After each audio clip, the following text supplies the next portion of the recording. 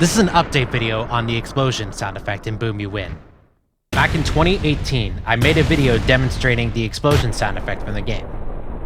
Originally, the game's explosion was composed of two events, one of which is not affected by the game's timescale, so that even when the game slowed down, the impact and power of the explosion would remain the same. However, this presented a problem. If a player gets blown away immediately when the bomb explodes, the sound slowdown is very abrupt and distracting. Here's what the explosions sound like in the 2018 build with unaltered time. And with the time altered as soon as the player is blown away. So you can hear that the pitch drop is almost immediate, which makes it very distracting. So here's how I fixed it. When I was reading the code that handles the bomb, I noticed that the float that handles the bomb's timer was still counting down even after the bomb exploded. And what I did to confirm this was I typed down debug.log and then put in debug.log's function, the bomb's timer float. And what this does is that it prints out the timer in Unity's console, shown here as I'm playing the game. You can see that the timer is still counting down even after the bomb explodes. So I made an if-else statement that uses that function, among others. Time.timescale measures the game's time. It's essentially how fast the game moves in real time. When it's at 1, the game moves normally. However, whenever a player is blown up, the game's time drops to 0.25, a quarter of the regular speed. The float named bomb speed is the float that the parameter in FMOD follows. So up here, it checks to see if the timescale is less than the regular speed, and if the FMOD pitch is greater than the lowest pitch.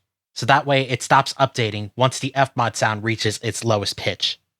If both of those are true, it goes to the next statement. This one checks to see how far the timer is from 0.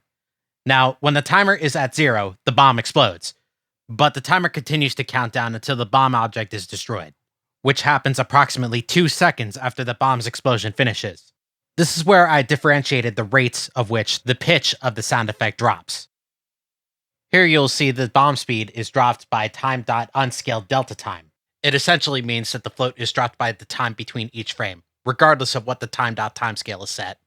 It's especially useful on machines that don't run the game very quick, or run the game absurdly quick, as doing time unscaled delta time will make this code frame independent, so that no matter how fast or slow the machine is, the bomb speed will always drop at the same speed. It's then multiplied by a certain number because just using unscaled delta time is too slow, and that number is determined by how far the float timer is from 0. If the timer is greater than negative 0.3 seconds, the multiplier is 30. If it's between negative 0.6 and negative 0.3 seconds, it drops at a much faster rate with the multiplier at 50. However, if it's below negative 0.6 seconds, it drops at an even faster rate at 100. So what this function does is that it determines how fast the pitch of the sound drops, depending on how soon the player is blown away from the explosion. If the player is blown away immediately after the bomb explodes, the pitch drops at a slow rate. However, if the player is blown away at the furthest reach of the bomb's shockwave, the pitch drops at an even faster rate. The before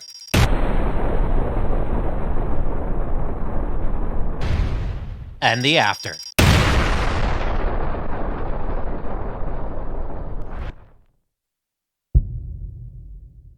Thank you for listening.